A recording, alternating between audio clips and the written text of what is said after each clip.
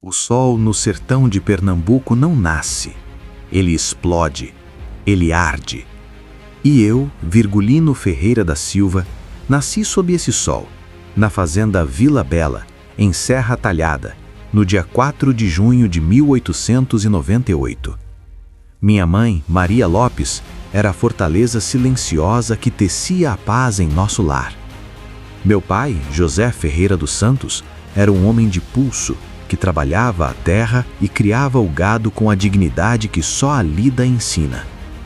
Éramos uma família comum, de vaqueiros e pequenos agricultores, gente simples que vivia do suor do próprio corpo. Minha infância foi um misto de trabalho e a liberdade selvagem da caatinga. Aprendia a tanger o gado, a identificar o rastro dos bichos e a ler as estrelas para não me perder no meio do nada. Mas também aprendi a ler e a escrever, privilégio que poucos do meu tempo e condição tiveram. Lembro-me do cheiro da terra molhada pela chuva rara, do canto das aves e do silêncio profundo que só o sertão oferece. Mas essa paz, como a chuva, era passageira. O cenário que moldou minha infância não foi a beleza do Mandacaru florido, mas a dureza do coronelismo e a ausência do Estado. A lei, para nós, era a vontade do coronel. E a justiça? A justiça era um luxo que só os poderosos podiam comprar. Nossa família, como tantas outras, foi vítima dessa realidade brutal. Uma briga de terras com a poderosa família Saturnino, vizinhos de fazenda, transformou nossa vida num inferno. As perseguições começaram, as ameaças, a humilhação. Tentamos a via legal, mas o juiz já tinha lado e o delegado a arma a serviço de quem pagava mais. A gota d'água, o ponto de não retorno, foi em 1921. Meu pai, José Ferreira, foi assassinado pela polícia. E por quê? Porque ele ousou defender o que era nosso.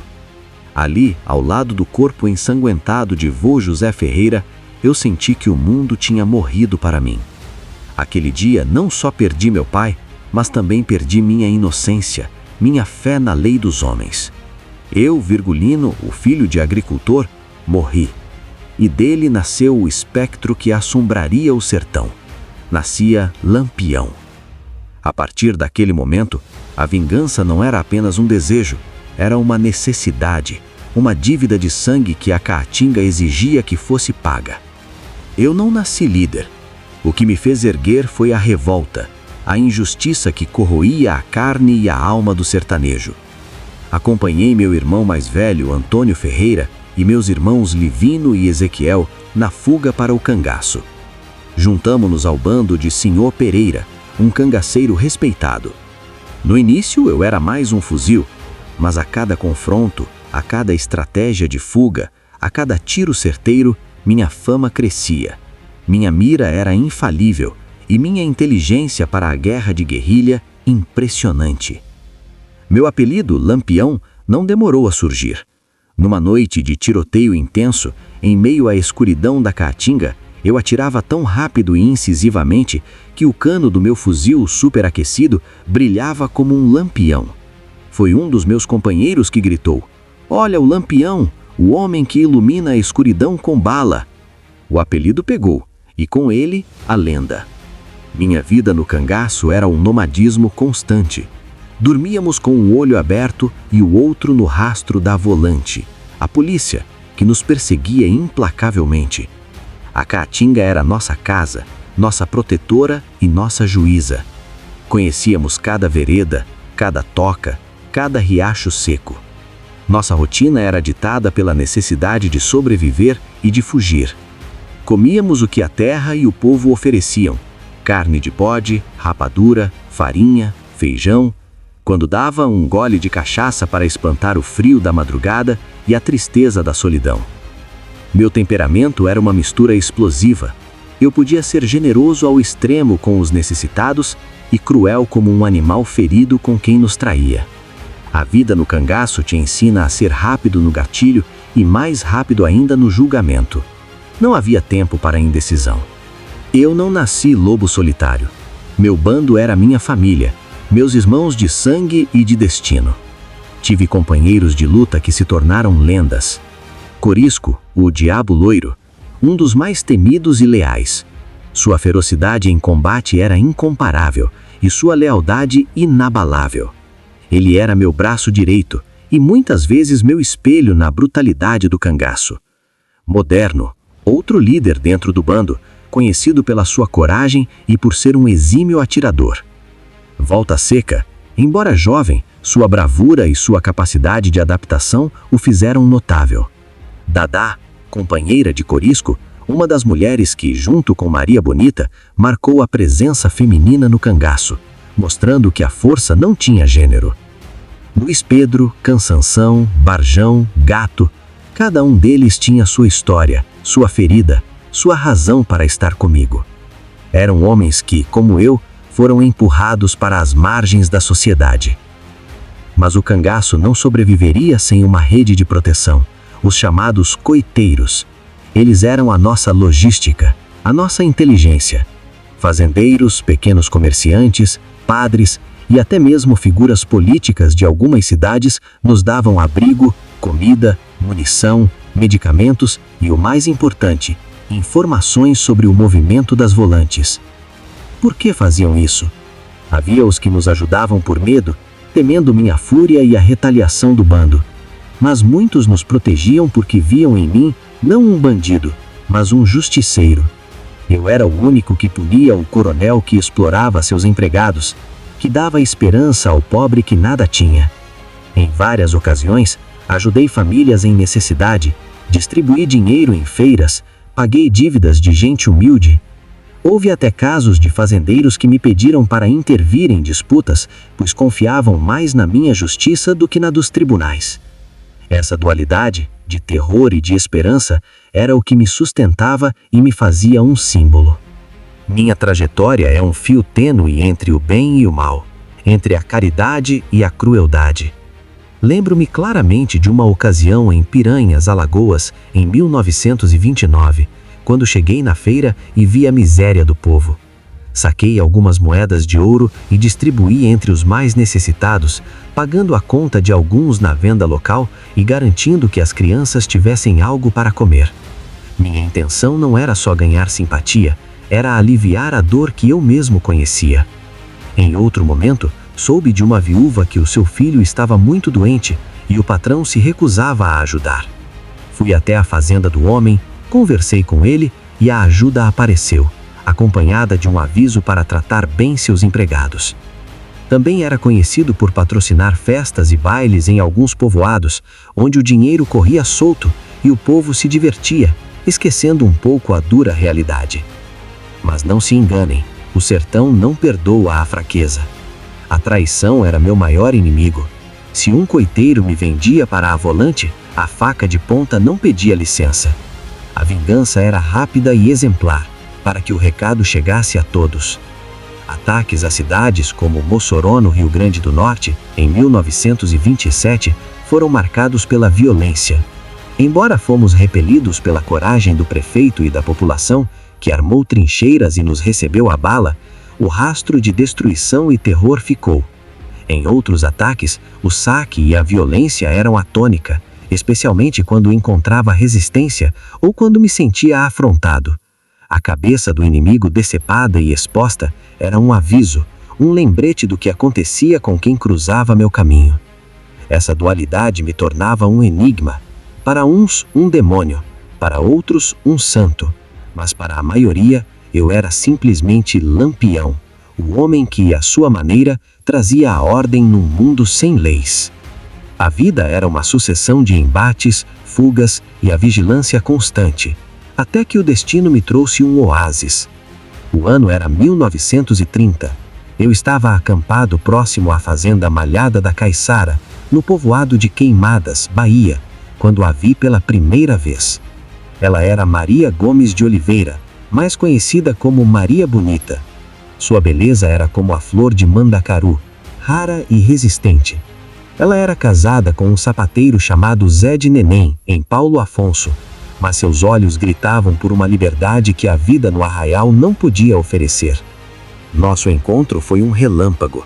Senti que algo mudaria para sempre.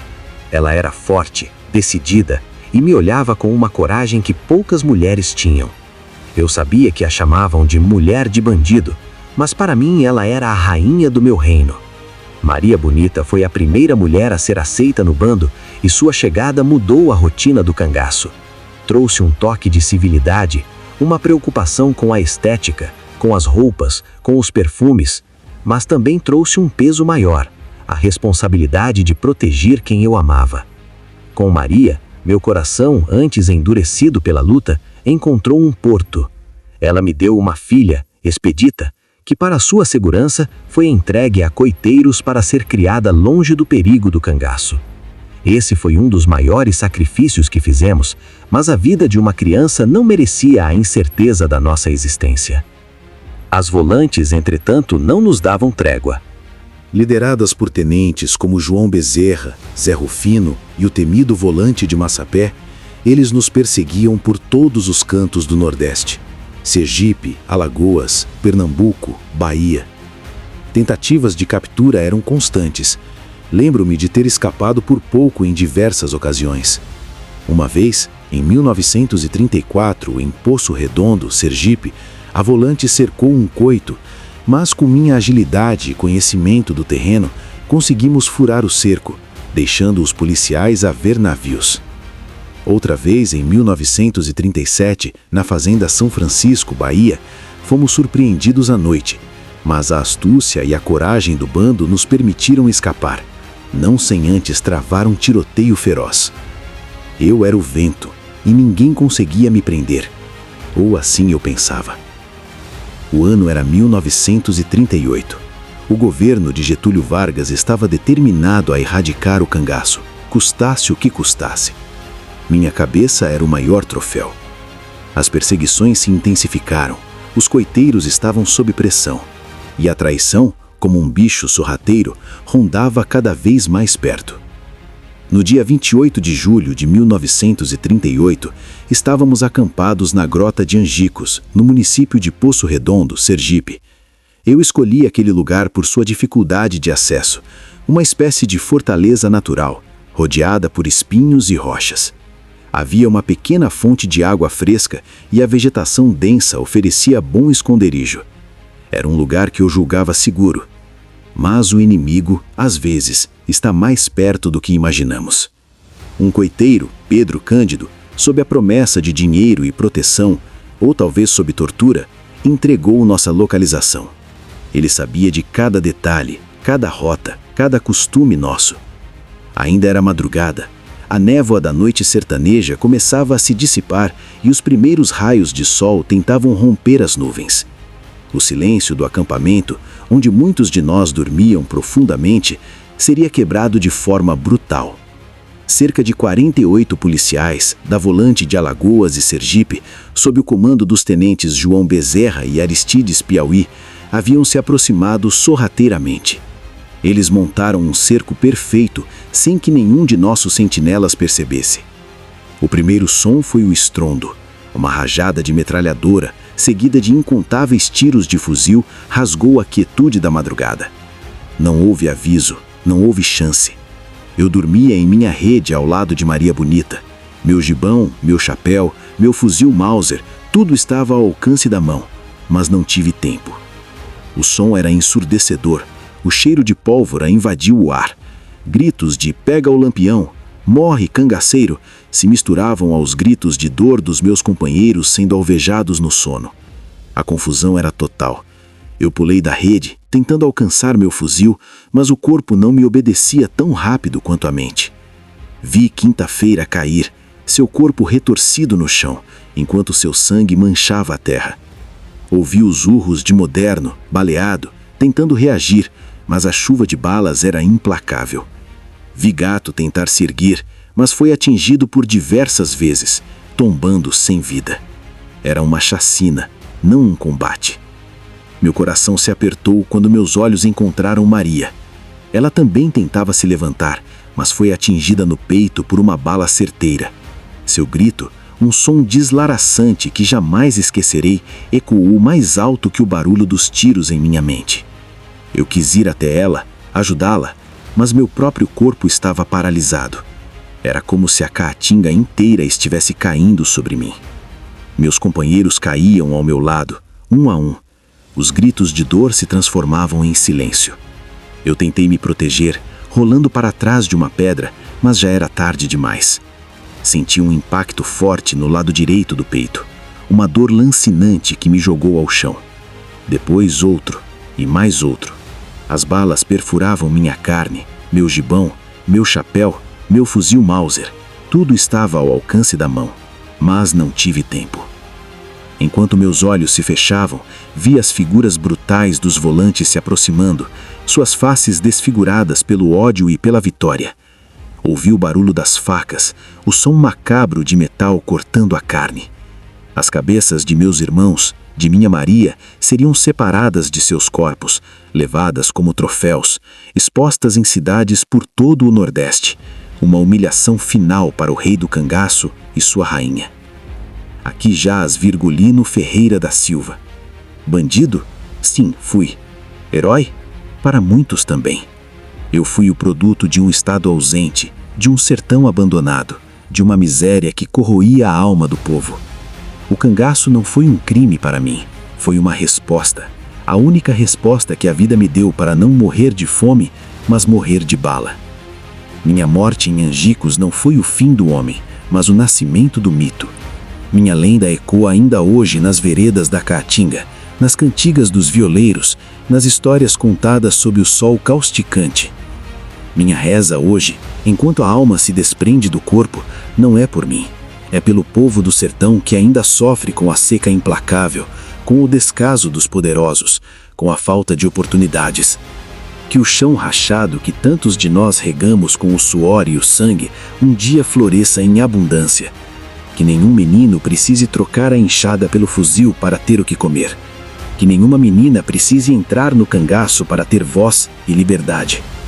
Que a justiça chegue aos lares mais humildes, que a educação ilumine as mentes e que a dignidade seja um direito de todos. Eu fui Lampião, o rei, e agora sou apenas terra, poeira e a eterna saudade de um povo que me fez e me desfez. Que o bom Deus do sertanejo olhe por nós.